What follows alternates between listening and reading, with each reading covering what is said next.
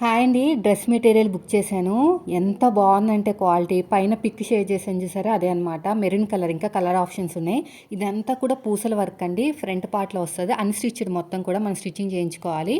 ఇది వచ్చేసి Chanderi silk type.